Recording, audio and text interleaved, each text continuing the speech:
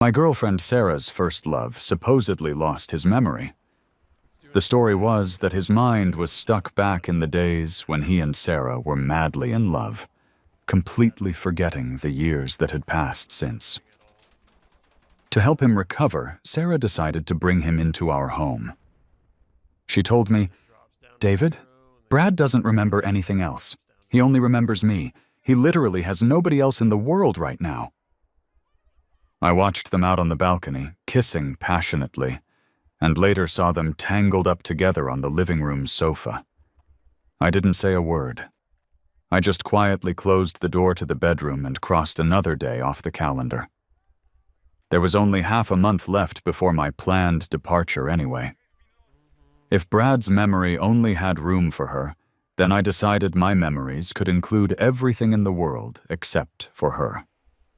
When I got off the plane, the weather was terrible. It was snowing lightly, and the early winter chill bit right through my jacket. Standing at the airport exit, I looked around but didn't see the familiar face I was hoping for. I was actually a little anxious because I hadn't been able to get in touch with Sarah since the day before yesterday. My calls went unanswered, and my texts were just sitting there, unread. It got worse when I frantically called her number again and got that dreaded automated message saying the person was on another call. I was genuinely scared something bad had happened to her. Because of that fear, I rushed through my business meeting, skipped the dinner invitation from my hosts, and rescheduled my flight to get back early. I even sent her the flight details so she would know. But our text conversation was empty, frozen in time at my last message. It felt like maybe she had never even existed in the first place. As soon as I got into a taxi, I told the driver to rush home. While I was in the cab, my best friend Mark texted me. "David, you're back?" I quickly replied, asking him, "Mark, do you know what's up with Sarah? Did something happen to her?" For the past few days, I couldn't eat or sleep properly, my mind racing with worst-case scenarios. Since I couldn't reach her, I imagined all sorts of terrible things. Maybe she got blackout drunk. Maybe there was a huge issue at her job. A car accident? Or even something worse. We had been together for 5 years and lived together for 2. She had always been respectful and would tell me about her day-to-day life. Even if she was just going out for work drinks, she would let me know in advance. She was usually so worried about me eating alone that she would order takeout for me ahead of time. This sudden silence was a first. I had even thought about calling the police, but being out of town and totally clueless about the situation, I was scared it would just turn out to be a huge misunderstanding. I had no choice but to ask my best friend to help. "You sounded so desperate on the phone, I thought something serious actually happened," Mark said, his voice dripping with sarcasm. "David, you know Sarah has that childhood friend Brad, right?" My heart skipped a beat. I knew about Brad. Shortly after Sarah and I got together, she confessed she had a past love, a childhood sweetheart. They dated in high school, fell even deeper in college, and promised to be together forever. But eventually, their love lost out to money and power. Brad married a rich girl and entered high society. That's life. Everyone has crushes or unrequited loves growing up. Sarah was honest with me about it. Brad got into a car accident and lost his memory, Mark told me. Apparently, his memories are stuck back when he was with Sarah. I couldn't help but clutch my chest as a dull pain spread through me. My tongue felt numb, making my voice tremble. "What does this have to do with Sarah?" I asked. Even if Brad had an accident and lost his memory, he has a wife and kids. He needs to work on restoring his memories with them. Sarah, as an old friend, can show some support and leave it at that. Mark chuckled darkly. "You don't know, do you? Brad got divorced. After the accident, he got back in touch with Sarah, and apparently he can't be away from her for a single second." Can't be away for a second? I wanted to say something, but the words wouldn't come out. "Don't worry. Sarah is fine. Mark added. She's just busy taking care of her childhood friend. David, are you okay? I hung up on Mark and glanced at my phone. The last conversation was still when I reached out to him. Empty. I had sent Sarah over 100 messages, 20 voice calls, and 29 regular calls in 3 days and 2 nights. No response. When I finally got desperate, I realized she had blocked me. I had been restless, worrying for her safety, while she was just busy playing house with her childhood sweetheart. It had been 62 hours. It would have taken her mere seconds to let me know she was okay.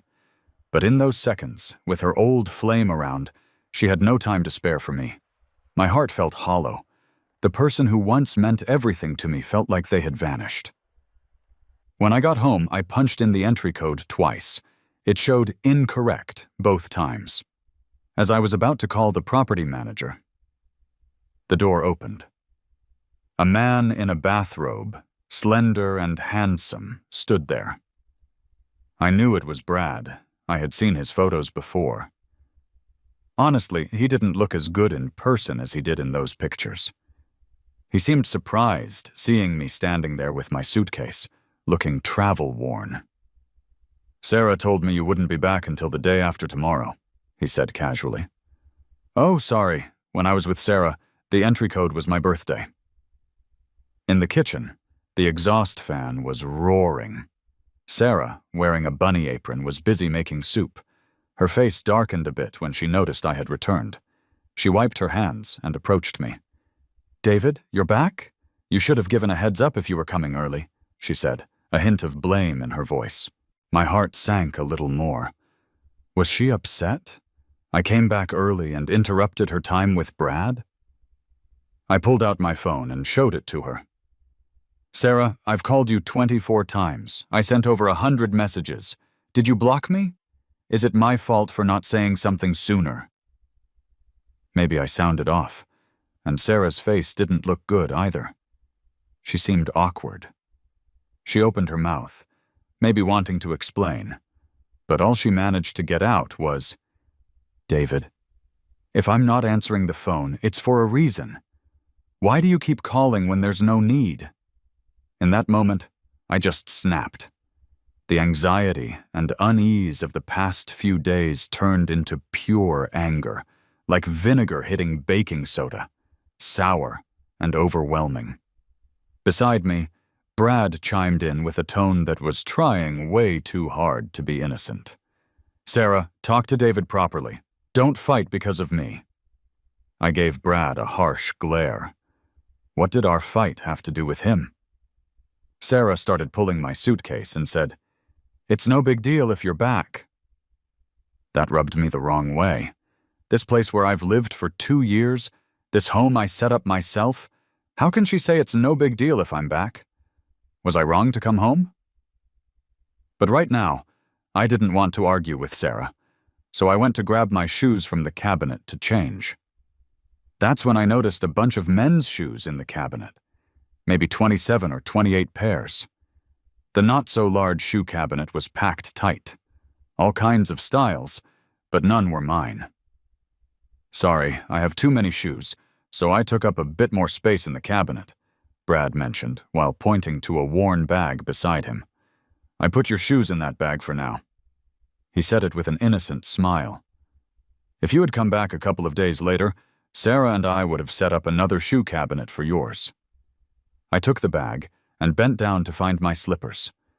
But then, out of nowhere, a kid rammed into my back. I wasn't ready at all and stumbled, ending up on the floor in a very unflattering way, hurting myself so much my eyes watered. Naughty kid! The kid across from me, holding a water gun, shot black ink all over my face and body.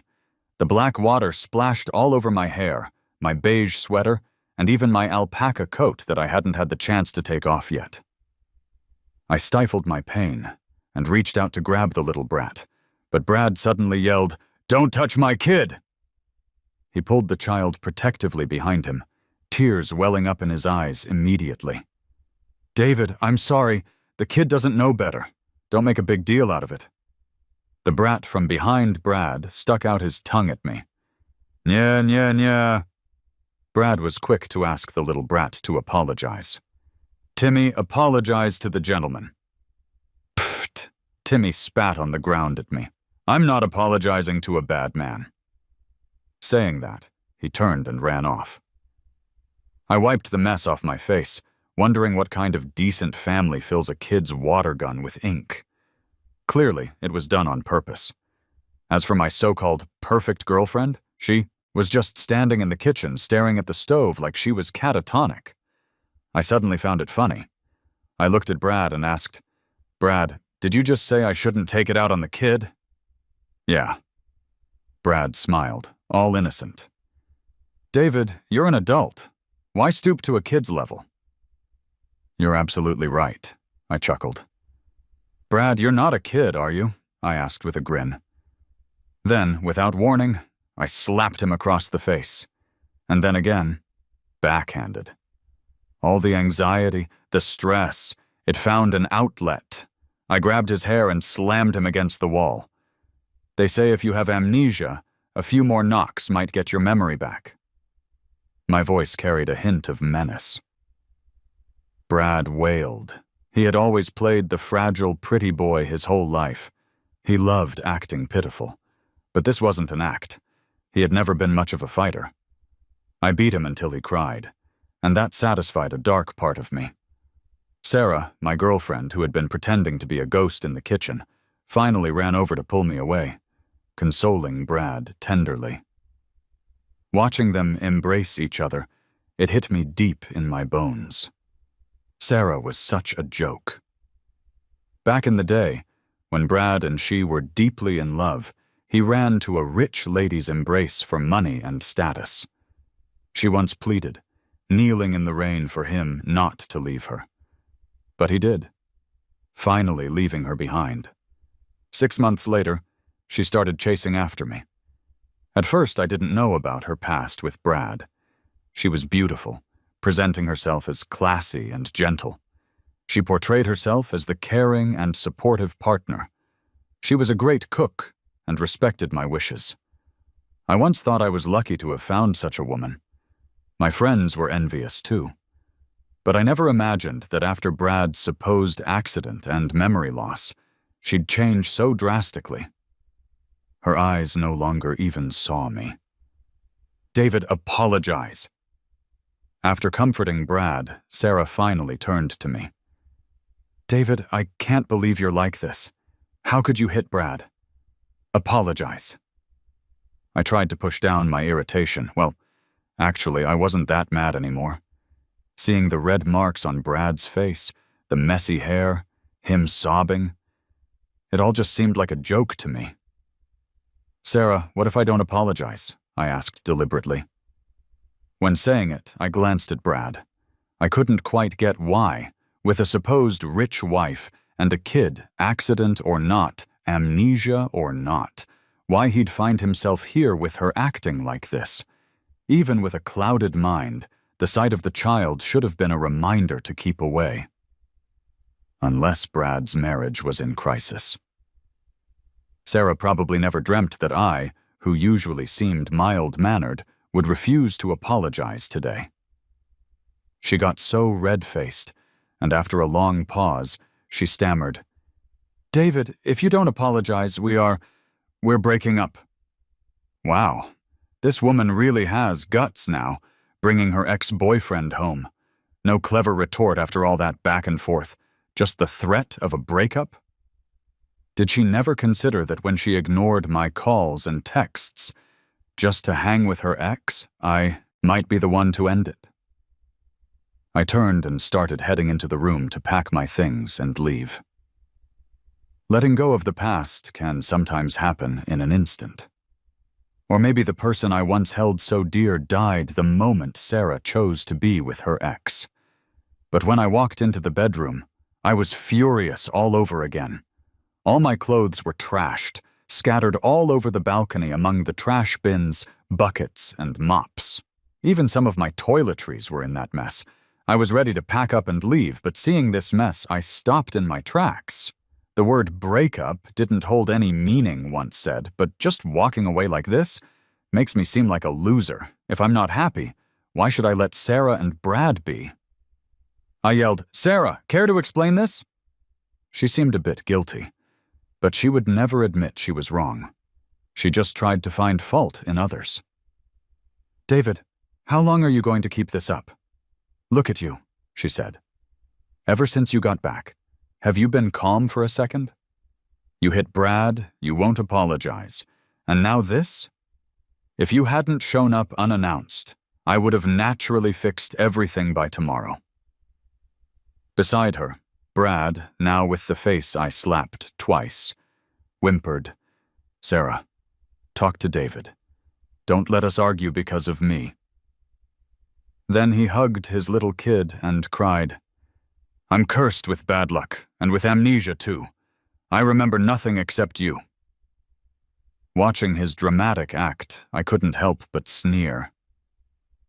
"Brad, if you remember nothing, how come you remember that you have a kid?" I said, smirking at the kid. Hearing me insult Timmy, Sarah snapped. "David, my patience with you has limits. You're really going too far." I scoffed. "Getting so worked up over your kid?" Sarah flushed with anger but was too shaken to respond. I grabbed my big shears from where I trim plants and snipped a cashmere sweater in half. Without a word, I grabbed a designer bag, ready to cut it too. Brad dropped the act and lunged to snatch the bag from my hand, shouting, "David, do you know how much this bag costs? If you cut it, can you pay for it?" Laughing mockingly, I tore at another shirt, snipping while saying, "Brad, you seem to misunderstand. This house is rented by me. I pay the rent every month, meaning this is my room, my closet, my things. I'll cut if I want to cut.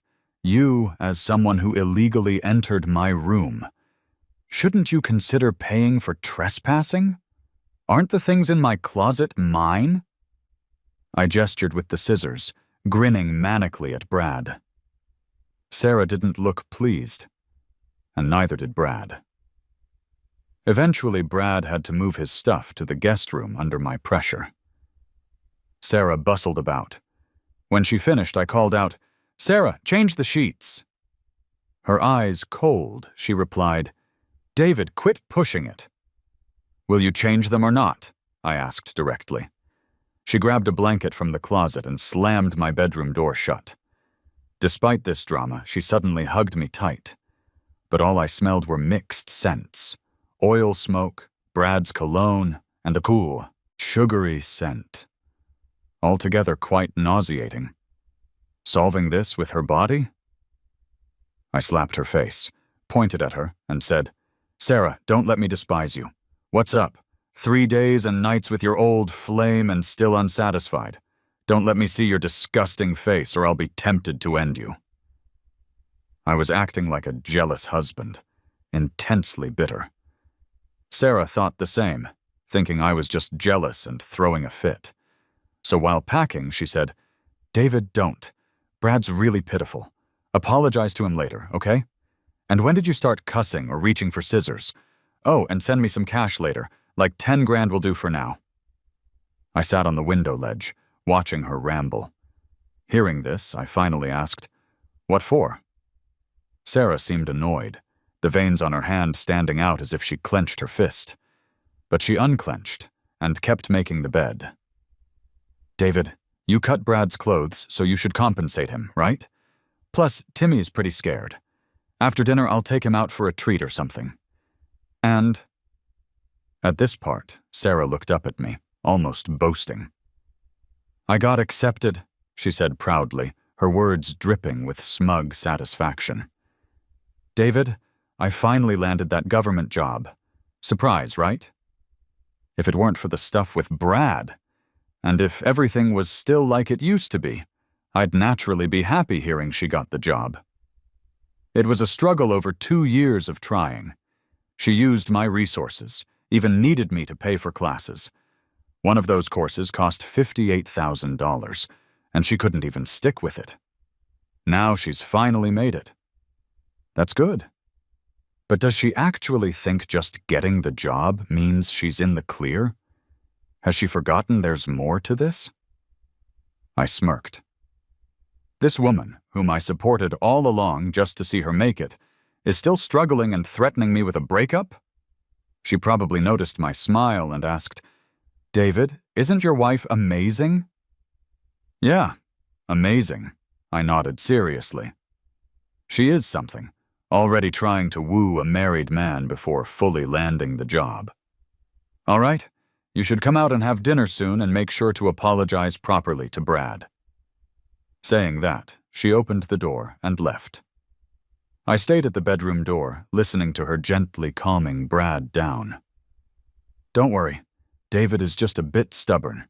Brad, I talked to him. He'll apologize later. Just stay here comfortably. I heard Brad sniffle softly. While Sarah prepared the meal, I texted Mark, explaining everything. Mark replied, "David, are you sure about this? There's no coming back from it." "Do you really think there's anything to salvage between us?" I questioned him. Mark sent a sigh emoji back. "All right, I'll help you." After sorting things out with Mark, I messaged the landlord, Mr. Henderson. "Mr. Henderson, I'm thinking of not renewing the lease. Did you sell that little villa yet?" I asked. "Nope, still on the market," he replied instantly. "It's not a great time for selling homes. That villa is nice, but a bit far," he added. I chuckled. "Are you free this afternoon to show it to me?" I'm a screenwriter, and during the past pandemic, the film industry took a nosedive. I couldn't sell my scripts at all. Sarah got laid off, and we faced unemployment, struggling to pay rent, almost starving. Out of necessity, with a friend's suggestion, I started writing novels online. Unexpectedly, it became a hit. Sarah went out job hunting, facing constant setbacks. She always said people looked down on her and played favorites. I tried to comfort her, but she couldn't hold down a job for more than 3 months before staying home, gaming, and binge-watching shows. She kept the house tidy, cooked, and had a way with words. During that time, the house was always in order, and my friends would tell me how lucky I was, even if she wasn't earning. Mark used to joke, "You've got it good. At least your Sarah keeps house. Mine just makes money." True, emotional support is valuable too. I didn't realize she was really someone who talked big but delivered little. Then, out of nowhere, she decided she wanted a government job. I ordered tons of materials for her online, and she shut herself in, studying hard. People said books weren't enough. She needed classes. So we splurged on those $58,000 classes. I was making my living writing novels. How much could I possibly earn? Rent in the city center was insanely high, especially for a privately rented, fully furnished place. I talked to Sarah, explaining that since she was studying and I was writing, we weren't tied to this place. Why not save by moving to a cheaper place and buy our own home? Sarah, however, refused to move out, stubbornly insisting on staying. I was initially upset. But that night, my editor told me my novel had gone viral. It was huge. The editor urged me to keep writing, so I continued writing, hoping for the best. Sarah claimed there'd be more opportunities here in the city. Naively, I thought she meant job opportunities. Now I know she was talking about Brad, who lived close by, the rich heiress with a sprawling 200-plus square meter apartment. I made up my mind already. I was done with this place. The landlord eagerly agreed to show the villa. At dinner, I wasn't sure what Sarah discussed with Brad, but he ate quietly without a fuss. And that kid staying far from me? I definitely felt Brad had relationship issues. After all, nobody just takes 2 slaps and doesn't bolt, especially if they have options. I thought only a headache like Sarah would see him as a prize. After we ate, Sarah prepped to leave with Brad and Timmy. She even hollered for me to tidy up the kitchen. The nerve! Brad went to change in a room. There wasn't even a vanity table in the guest room, but in my master bedroom, I had my mirror and storage rack.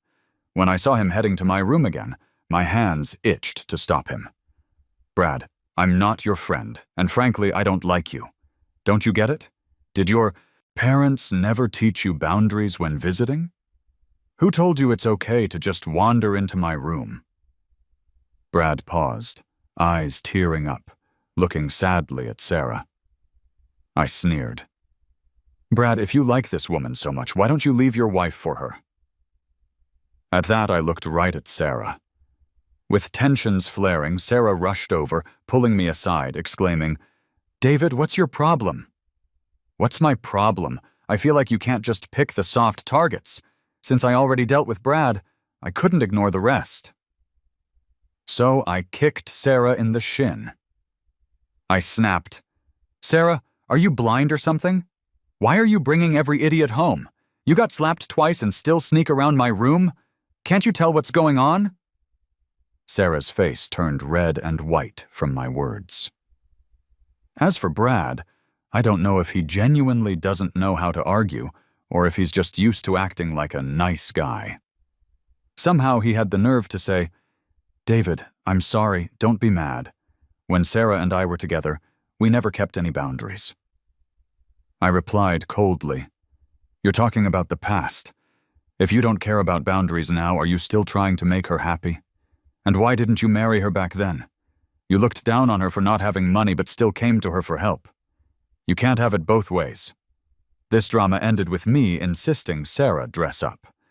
She then went out arm in arm with Brad, taking Timmy with them.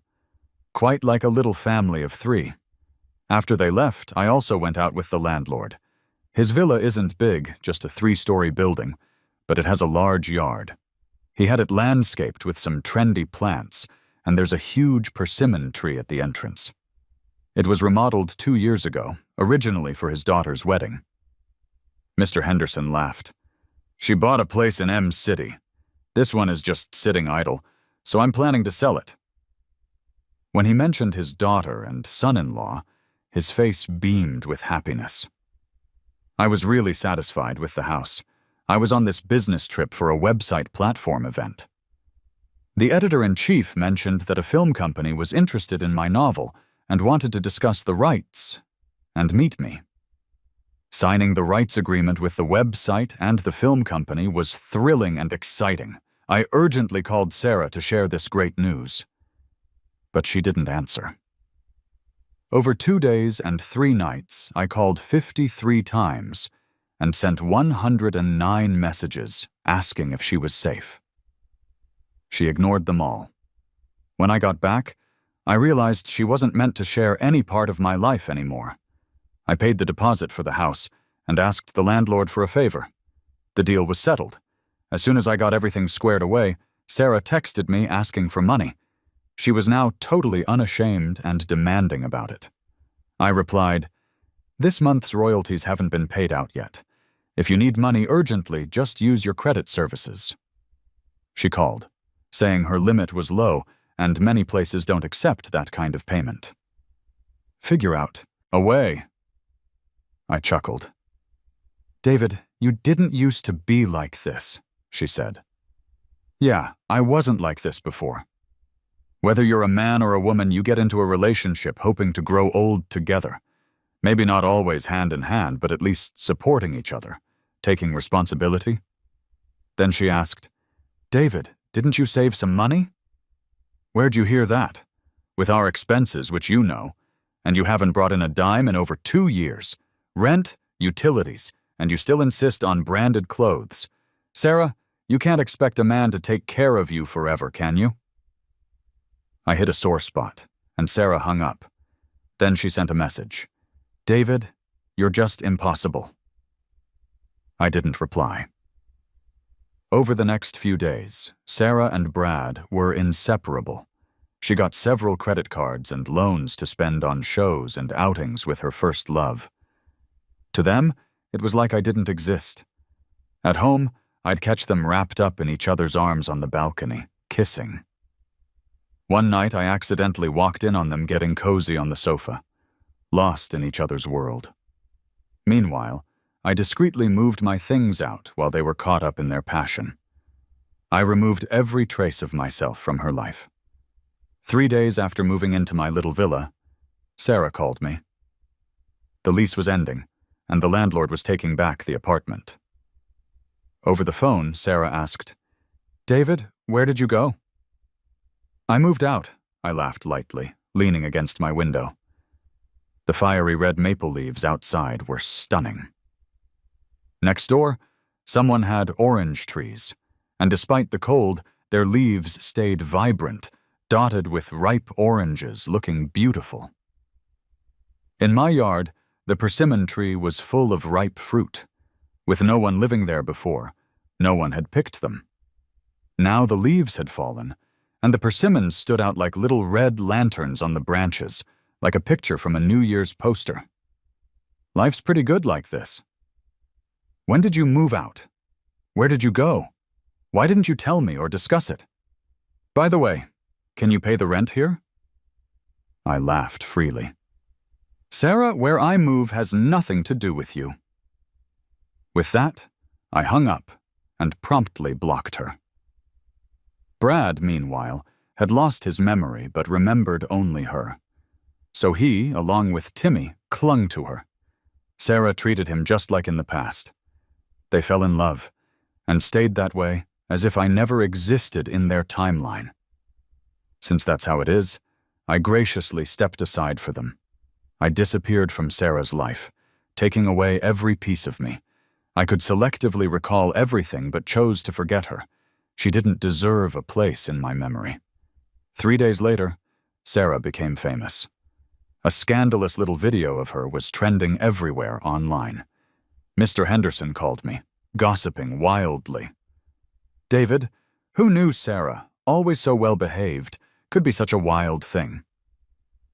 Mr. Henderson told me that Brad is actually going through a divorce with his wife. That whole car crash amnesia thing was just an excuse Sarah cooked up to fool me. Imagine my surprise when I found out that Brad's wife, who is this wealthy heiress, is actually a distant relative of Mr. Henderson's family, even though the families don't really keep in touch. Mr. Henderson did a little digging for me, and it turns out his distant niece got majorly cheated on by Brad. So that night, Mr. Henderson handed Elena a spare key. She barged in with some people and caught Sarah and Brad in bed together, completely naked. They gave the two of them quite the beating, took some pictures and videos, then posted them online. It went viral. While Sarah was busy trying to pass her public service exams, someone reported her, hooking up with a married man and getting caught by his wife. She almost made it to trending news. Eventually, her spot was revoked, and the second in line got it instead. Sarah was stunned, and socially she was totally exposed. People pointed and laughed at her wherever she went. Meanwhile, Elena's divorce case with Brad went to court. Talking about Elena's background, Brad was way out of his league. Unfortunately, when Elena was about 17 or 18, she got rebellious, went racing, and lost a leg in an accident. Modern medicine helped her get a prosthetic leg, and she can walk just fine, but it definitely affected her prospects family-wise. In the beginning, Brad used all his charm, played the innocent act perfectly, and managed to snag Elena, marrying into her wealthy family. But then he realized they just wanted him for his genes. They provided for him, paid him a monthly salary, but wouldn't let him meddle in anything else. After Elena gave birth to Timmy, Brad thought he'd finally made it, acting up and demanding control over the family finances. Elena's mom was willing to guide him, but within months, several shady incidents occurred. Brad embezzled funds to buy watches and fancy cars, and even took a promissory note to give his sister a house. The real kicker? He was out partying with rich dudes at clubs. Elena wasn't dumb. She filed for divorce. Brad wouldn't agree to a divorce, hoping to split Elena's assets, so he used their son as leverage. If Elena wanted a divorce, he claimed he'd take Timmy.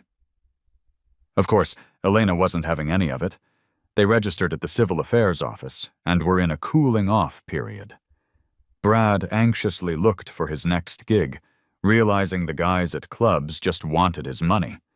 But Sarah, the old flame, was still someone he could manipulate. So he moved in with Timmy to Sarah's place. For some crazy reason, maybe from reading too many novels, Brad genuinely thought Elena loved him to death. He figured her jealousy over his clubbing sprees was making her crazy. Disappearing for a bit was sure to trigger a dramatic reconciliation. Brad looked down on Elena for losing a leg, but he despised Sarah's financial struggles even more. Still, if messing around with Sarah annoyed me, he was all in. He believed he was charming enough to make Elena long for him and keep Sarah under his thumb. In the end, Brad lost the court case and left with nothing. Elena gained custody of Timmy, quickly sending him overseas. Only then did Brad realize he had absolutely nothing left. His family? His sister's marriage talks went south because of the scandal with Sarah. Her prospective in-laws hesitated about marrying into a family with a brother like Brad. Their mom yelled at him and kicked him out. Sarah's dreams of a public service leadership role were toast. Without rent money, she got evicted too. Worse, her credit card and payday loans were overdue. Wanting to keep face, she didn't want anyone to find out or become a credit-unworthy person. Then she thought of me again. Since I'd blocked her that day, she had tried calling me using Brad's phone. I blocked that too, but she found me through some mutual contacts. I watched her stand outside my gate, dragging a suitcase, clothes all wrinkled and hair greasy. As soon as she saw me, Sarah lunged at the gate, screaming, "David, open the door! You bought a house behind my back? You said you had no money. Is my name on it? If not, add it now. Who let you make these decisions without me?" I just stood there silent as she anxiously blurted out, "Oh, and pay off my credit card debt." She held her phone up to the gate, showing me a payment QR code. I calmly asked, "Who are you? Are beggars so bold now? No cash, only QR payments?" Sarah stared at me dumbfounded, then started ranting. I smirked. "Sarah, are you seriously clueless or just pretending? With your current situation, why would I want you? You used to offer some emotional value. Now that's gone too. Brad got to you, didn't he?" Brad thought Elena, with her prosthetic leg, was lucky to have him, desperate for his love. He took off with the kid, hoping for a dramatic reconciliation. Novels always end that way. Instead, he lost everything in the divorce. Originally, Sarah seemed like a normal person, just a bit of a dreamer who didn't follow through. She worked hard and actually passed the civil service exam. But when she ran into Brad again, her old love, her first love she never had, became a big deal in her mind. She listened to Brad's persuasion and cut off all communication with me. She started using manipulation tactics on me, trying to control me. Then she wanted me to grovel at her feet. After she got with Brad and passed her exam, her confidence turned into arrogance. She thought she was one of a kind. I'll never forgive her. After all, even Brad didn't want to give her up, or so I gathered from how she talked. It's laughable. "Sarah, I dumped you like the garbage you are. Brad has amnesia, remembers nothing, but for some reason he remembers you. It's all part of a script you cooked up. As for me, I remember everything, but I choose to forget you because you're not worth remembering. Get lost. Don't make me call security." She tried to stick around, so I pulled out my phone and started recording her, telling her if she didn't leave, I'd post it on social media. She left, dragging her suitcase like a stray dog. Over the next few days, She still wouldn't give up. She'd catch me on my way out, trying to sweet-talk me. It made my skin crawl. Finally, I called the police. They picked her up and gave her a talking to, but she kept insisting we were in a relationship. So I showed the cops a video of her and Brad fooling around. Even the police were amazed there was someone so shameless. I figured once this door was closed, Sarah would find a job, settle down, and start paying off her debts. She had a decent college degree. But nope, she went back to harassing Brad. Brad acted fast and married a 60-year-old woman, then went abroad for their honeymoon. Not only that, but Brad also humiliated her, saying he'd rather marry a dog than someone as useless as her. Sarah was crushed. She spiraled, gambling, drinking, even selling herself. She borrowed money from everyone she could in our shared social circles. Since we were college classmates, I still saw what she was up to on social media. Later, I heard she got sick, stomach cancer, and needed surgery. Her mom sold their family home to pay for it. But soon after the surgery, she went back to her old ways, heavy drinking and partying. 2 years later, the TV show based on my novel was a hit. Meanwhile, she passed away in a cold winter. Before she died, she desperately tried to get in touch with me, but I refused. She faded from my memory. In Taoism, there's a concept of cutting ties with past emotions to start anew. She was my past burden to cut off. Sometimes Mr. Henderson, my landlord, chats with me. He has a cute little granddaughter now. Sometimes he argues with his son-in-law, but they make up quickly. One time he mentioned Brad. Apparently, Brad never returned from that honeymoon abroad. Later, when the authorities were cracking down on international crime, they caught the older woman. She admitted she sold him to a black market organ ring. He offered to sell it I was to shocked. us, but he was asking They had a way good too much life, for it. but chose to ruin it. But Of we didn't wanna course, stay none of that there has anything to do with while me. it was on the market, I'm focusing 'cause on writing my we would have next to, book. leave at a After all, moment's notice making that money they were gonna is the show off only house thing or that whatever. matters. Yeah, we- that sucks. We did that. We got the fuck out of there as soon as possible, and then we bought our house. Hostiles have secured objective Charlie. We had a feeling for a couple years that he was gonna do that to us, because they started getting like super strict on us, like about how the yard looked, which was bullshit too, because when we moved in there, part of our contract was that he was supposed to pay for the upkeep of the yard, but when we renewed, he took that out.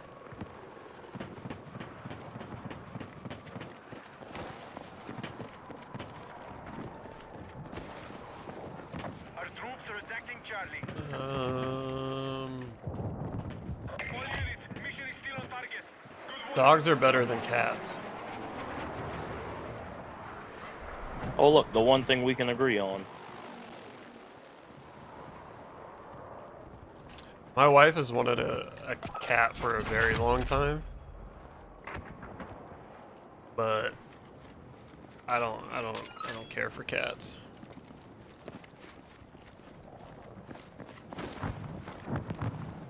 There goes the bit rate again. Anytime there's an explosion on the map, your bitrate shits.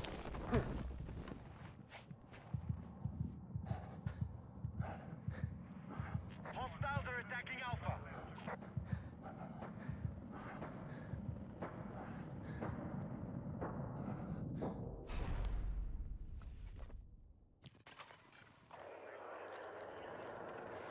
Visual confirmed on hostile heavy armor. Bearing north.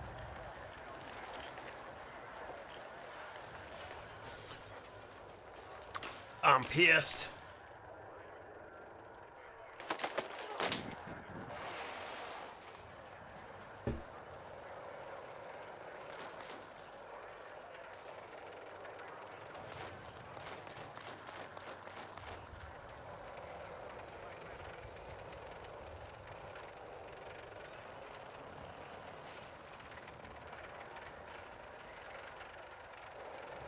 I'm gonna go grab a beer.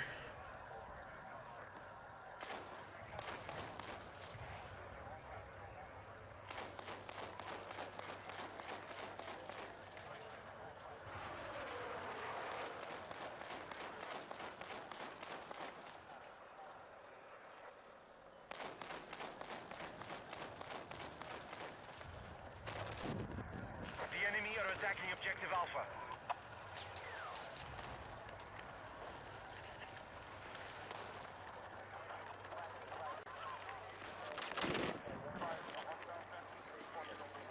Objective Bravo is under attack.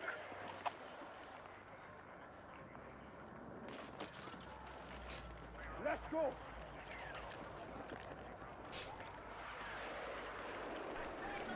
We no longer control Alpha.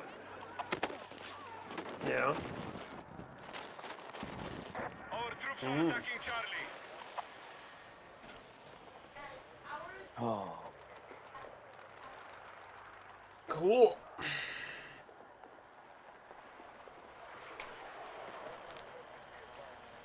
Objective marked. Support the attack. Yeah, this bit rate is fucked right now.